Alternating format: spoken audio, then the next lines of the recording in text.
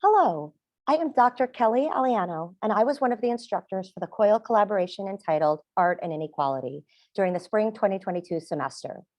I teach the liberal arts capstone course at LaGuardia Community College, and I focus on the modern era in European art and literature. This term, my class collaborated with Snowber Sadaravala's literature students at St. Mary's College and Yan Yang's art history students at Borough of Manhattan Community College. This presentation was a collaboration of students from all three campuses. The slides and script were compiled by my students as a final course project. The course title, Art and Inequality, was an attempt to decenter European culture in the coursework. Yen and Snowber previously created the concept, and I was brought into the collaboration. It allowed our capstone to explore the ways in which we classify great art with questions such as what is a golden age? We designed our framework to include art and artists from India, Japan, and elsewhere, exploring how modernization is often problematically tied to Westernization. Our course took a global approach in its content, mirroring the global approach of the collaboration, to explore the ideas of the modern and its intersection with Western ideals. Therefore, we could identify the cultures within each society through their art. The first COIL activity was an icebreaker so students could get to know one another. Using Slack, students were asked to post 3 photos that reflect their lives, something that made them happy, something that was really cool in their neighborhood, and something that bothered them about where they live. Students needed to post a photo and include a brief explanation of why they posted the photo in response to the assigned prompt. We instructors participated too. Students had to respond to colleagues from each of the other campuses, and we saw rich dialogue develop. The Icebreakers activity was a great assignment because it gave students an opportunity to express themselves and how they felt about their communities. It was essential that we got to know where our collaborating classmates were from, since we were studying from different places, New York and India. The icebreakers were the way that we got to know one another, and they allowed us to get familiar with using Slack, which would serve as the center of our learning. Our course, therefore, had 2 key facets. In LIB 200, we explored the development of the historical avant-garde movements from the late 1800s to the mid-20th century.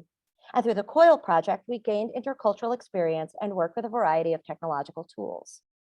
We began by defining the meaning of Renaissance, which is rebirth or revival, of the humanistic ideals of classical art, architecture, literature, and learning.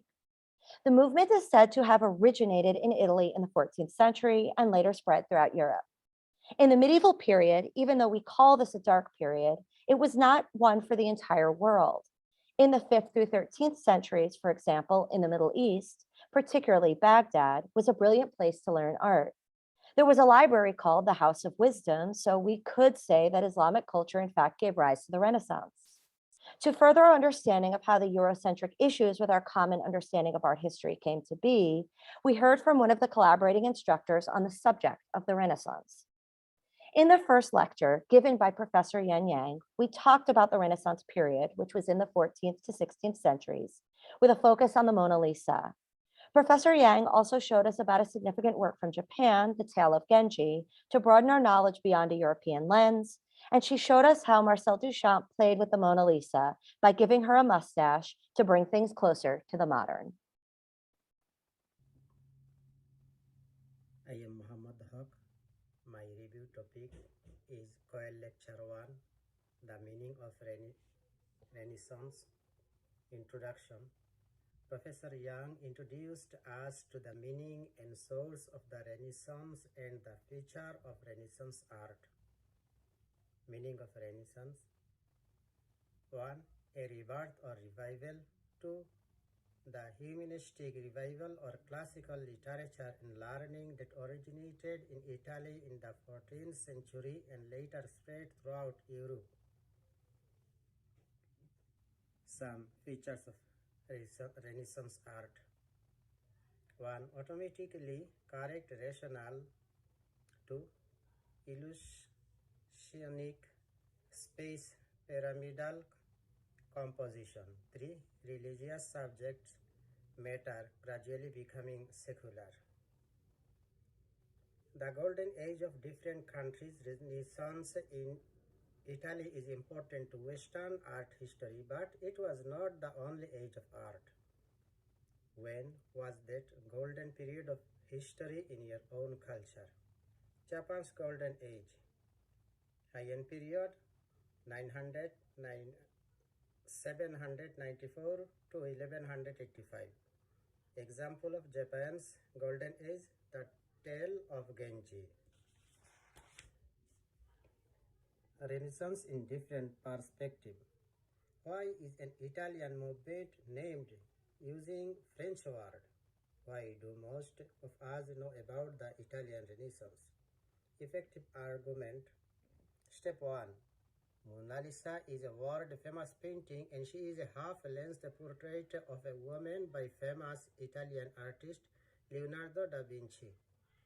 I have heard that the Mona Lisa is a very realistic portrait. The 5 things that you have known about the Mona Lisa. 1. The Mona Lisa is an oil paint of a woman. The Mona Lisa was stolen. It has been tracked multiple times. It was once believed to be a self-portrait. Thank you, everyone.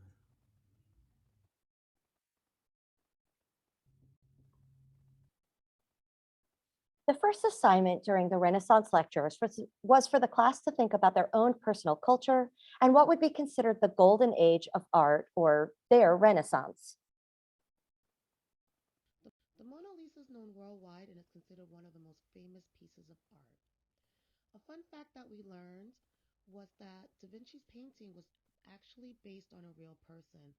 Her name was Lisa Giocondo. What made this piece of work modern was that she was painting looking straight forward, as opposed to most portraits that were painted at the time were the profiles of the subject. During the Renaissance lecture, we were instructed to think about our own personal culture and what would be considered our golden age of art. As I was not familiar with Dominican art, it was very refreshing to take a dive into it, as well as learn about the art and culture of my fellow classmates. The artist that I chose was Clara Ledesma de Razas, an African Dominican artist. The reason I was drawn to her is for her use of brilliant colors and the feeling of magic and nostalgia you feel when you look at her artwork. My teammate Donna chose a painting by Raja Ravi Varma called Decking the Bride. The painting resonated with her as the artist Varma was very interested in portraying Parsi culture through his art, which Donna is also a part of. It was very pleasurable to take the time to search through the Slack channel and learn about the art and culture of our fellow classmates, which brought us closer together and gave us the opportunity to learn about each other. Our second lecture was on Mughal art. We learned how to interpret the use of color, design elements, and structure in these paintings. The lecture introduced us to key works and showed us how they reflected the society at the time. Here is an example of the sort of analysis we conducted.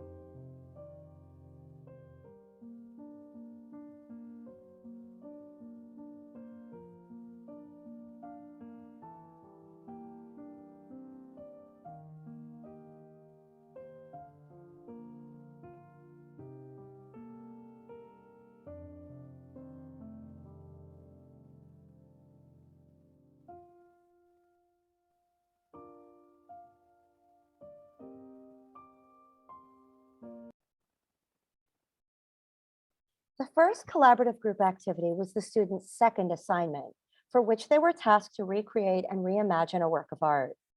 Students could choose any piece of art from any time period and add their own twists to it.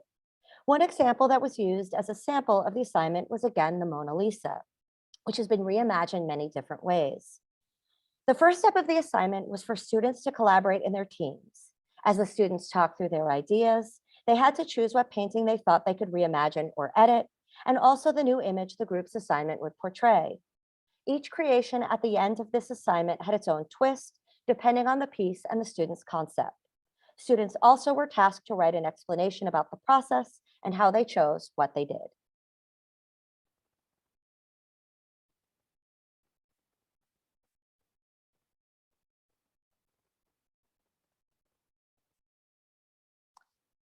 In the next lecture, the students learned about modern Indian art. This lecture included a guest speaker, Meena Malgavkar, who taught the students about her various pieces of art. Some of the work shown was based on the city of Mumbai, which included a nearby forest that Malgavkar told us influenced her greatly. The paintings the students got to see portrayed a blend of old and new, past and modern. Through the use of color, texture, space, and realistic views, the pieces showed such character, history, and beauty, as well as the shift to the modern in Indian art. The lecture allowed the students to learn directly from an artist about her influences and the reasoning behind creating some of the amazing paintings we saw, which was engaging and exciting. Of modern Indian art, we learned that the use of color is crucial.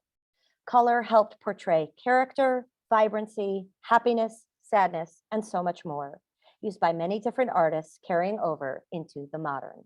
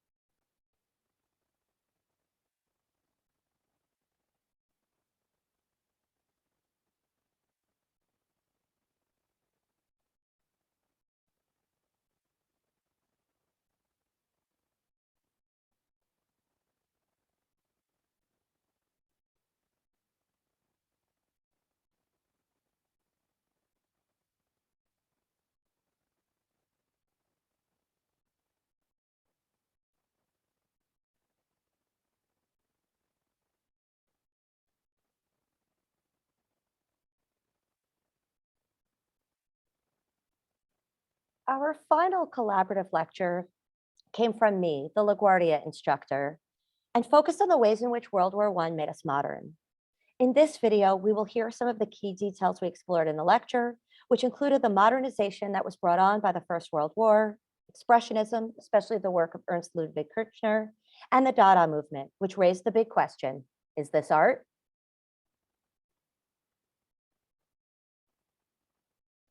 Greetings. Welcome to Professor Aliano's COIL Lecture 4 review by Noreen Sultana, Marlene Tandila, Kanjan Priya Bhujbal, and Miriam Saman. Despite World War I being an event that led to many deaths, it has played a big role in being the driving force, bringing us into the 20th century and global mindset. Such advances include the development of an airplane, women having equal rights movement after being employed for the first time, and the civil rights movement. Mass production was introduced during this era as well. During Lecture 4, we talk about World War I, but we also see this piece by Ernst Ludwig Kirchner titled Self-Portrait as a Soldier, made in 1915. They talk about what we see in this artwork, and we notice how the man is missing a hand.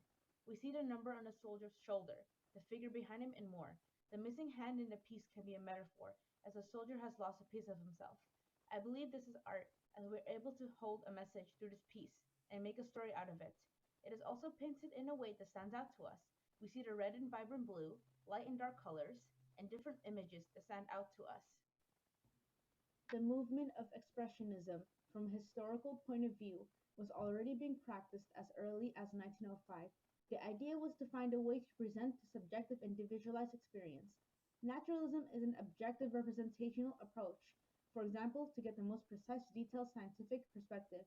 Expressionism, on the other hand, is not about the surface reality of what something looks like. Rather, it is about the viewer's experience, giving an expression of how the image makes them feel in the piece of artwork as opposed to a realistic objective.